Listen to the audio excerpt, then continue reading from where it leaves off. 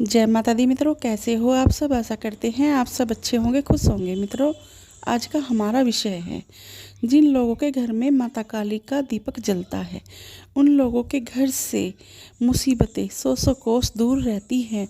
जी हाँ मित्रों, मैं आज आपको यही सब बताने वाली हूँ। कुछ लोगों को पता नहीं कि माँ काली का दीपक जलाने से घर में क्या क्या अनुभव होते हैं, क्या क्या पॉजिटिव चीज़ें आती हैं, नेगेटिव चीज़ें दूर रहती हैं।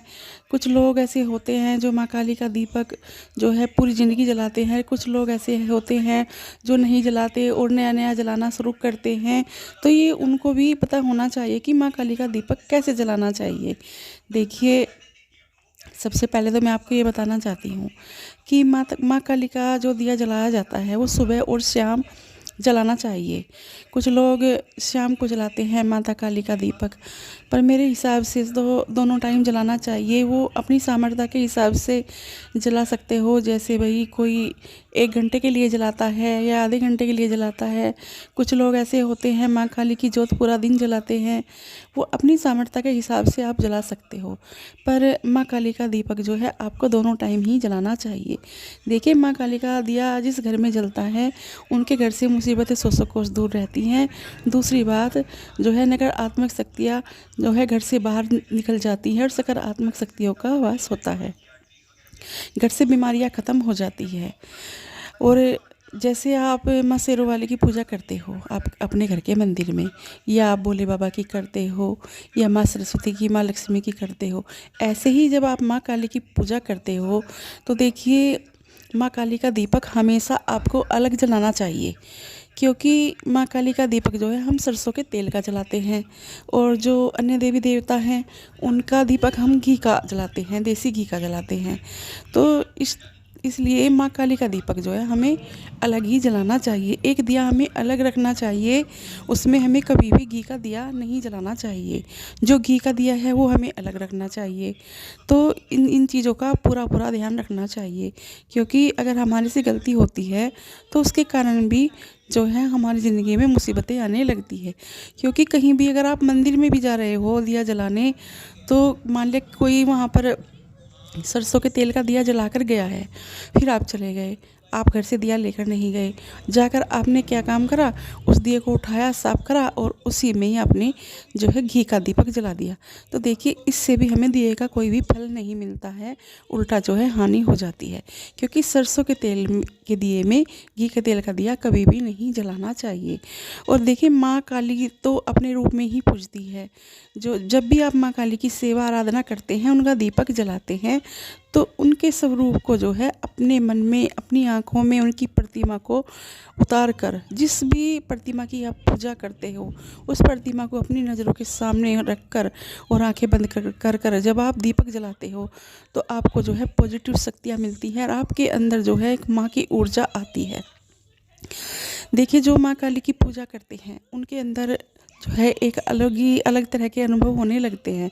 जब वो माँ काली की सेवा आराधना नहीं करते तो जब तो वो एक वैसे व्यक्ति होते हैं कि जैसे साधारण व्यक्ति होते हैं, उनके अंदर मतलब नॉर्मल जैसा उनका जीवन होता है वो चलता रहता है। पर जब वो माँ काली की सेवा करते हैं, उनकी पूजा करते हैं, तो उनके अंदर ना कुछ अलग ही अनुभव होने लगते हैं। जैसे कि उनका मन करता है कि मैं बहुत ज़्यादा पूजा पाठ करूं। वो दुनिया से कटने लगते हैं। उनका मन जो है इधर उधर की चुगलियों में, बातों में नहीं लगता, कहीं लड़ाई झगड़ों में नहीं लगता। हाँ, एक चीज़ उनके अंदर आ जाती है कि उनके अंदर क्रोध बढ़ जाता है। क्योंकि माँ काली जो है प्रचंड है, और प्रचंड जब माँ काली है और आप उनकी पूजा आराधना करते हैं तो उनकी ऊर्जा आपके अंदर आती है। तो क्या होता है कि क्रोध बढ़ने लगता है। तो क्रोध देखिए ऐसा नहीं बढ़ता कि हर टाइम आप क्रोध में बैठे रहते हो या बात बात पर आप क्रोध करते हो, गुस्सा करते हो, ऐसा क्रोध नहीं होता। क्रोध आपके अंदर जो है प्रचंड आता है, और जब आता है तो वो प्रचंडता से ही आता है, और वो कभी कभी आता है, ऐसे नहीं होता कि हर टाइम आपको क्रोध आता है।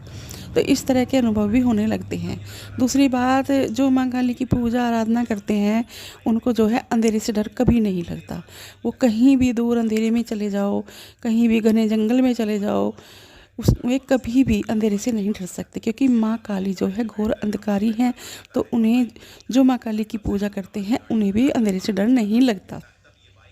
देखिए, कुछ चीज़ें होती हैं उनके साथ में, जैसे माँ काली के अनुभव उनको होने लगते हैं।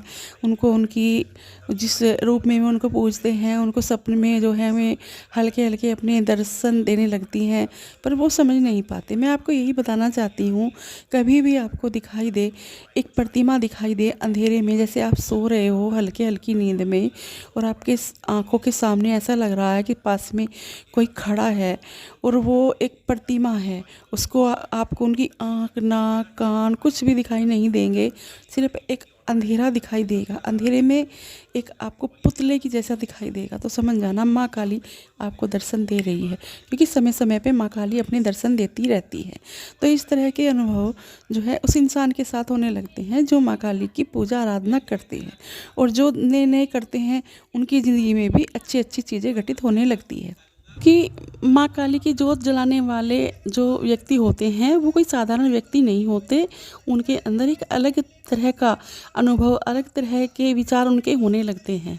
वो और लोगों जैसे नहीं रहते जब वो माँ काली की पूजा आराधना करते हैं, क्योंकि उनके अंदर बहुत ही ज़्यादा विशेषता आने लगती है। जैसे और लोग होते हैं नॉर्मल, उनसे अलग विशेषताएँ उनके अंदर आने लगती हैं।